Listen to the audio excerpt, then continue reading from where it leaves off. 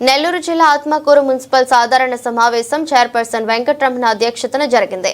60 తీర్మానాలు ఆమోదానికి పెట్టగా అందులో 7వ తీర్మానం వాయిదా వేసి మిగతా తీర్మానాలని మున్సిపల్ కౌన్సిల్ ఆమోదం తెలిపింది. ఈ సందర్భంగా మున్సిపల్ చైర్పర్సన్ గోపారం వెంకటరమణ మాట్లాడుతూ మున్సిపల్ సాధారణ సమావేశం కౌన్సిలర్ల అభిప్రాయం మేరకు నిర్మాణాలు ఆమోదించబడతాయని, స్థానిక శాసనసభ్యులు రాష్ట్ర దేవాదాయ ధర్మాదాయ శాఖ మంత్రులు ఆనం రామనారాయణ రెడ్డి సహకారంతో ఆత్మకూరు పట్టణాభివృద్ధి ముందుకెళ్తుందని, పట్టణ అభివృద్ధిలో కమిషనర్ గంగా ప్రసాద్, మున్సిపల్ సిబ్బంది, కౌన్సిలర్లు సహకారం ఎంతగానో ఉంటుందని తెలియజేశారు.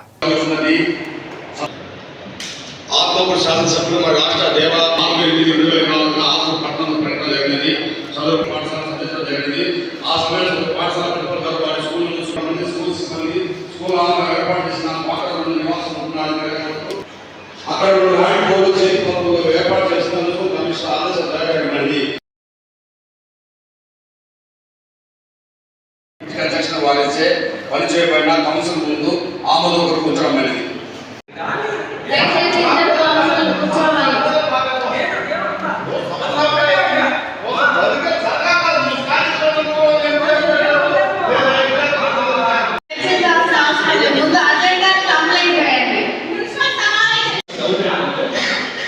సంబంధించి ఏదైనా కూడా అడ్మినిస్ట్రేషన్ శాంక్షన్ ఒకటి, అలాగే టెక్నికల్ శాంక్షన్ అనేది 2 ఉంటాయి.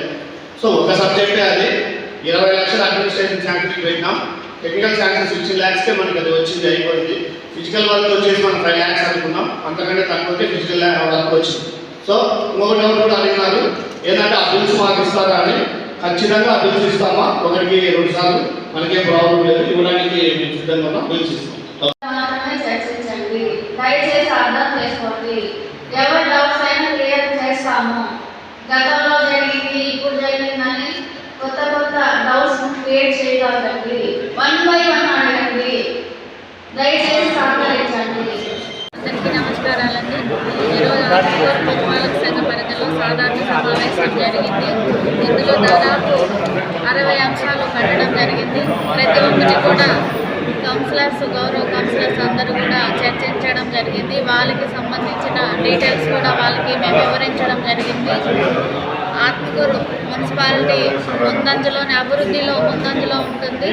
రానున్న కాలంలో గౌరవ మంత్రివర్యులు ఆనం రామనారెడ్డి గారి సూచనల మేరకు ఆత్మకూరు అభివృద్ధి కొరకు మా మున్సిపల్ సిబ్బంది కానీ, ఒక చైర్మన్ కానీ, కమిషనర్ గారు కానీ, ఇక్కడున్న మున్సిపల్ స్టాఫ్ కానీ, కౌన్సిలర్స్ అందరూ కూడా సహకరించి కృషి చేసి ఆత్మకూరుని అభివృద్ధి పథకంలో నడిపించేందుకు మా వంతు మేము కృషి చేస్తామని తెలియజేస్తున్నాము. Thank you so much.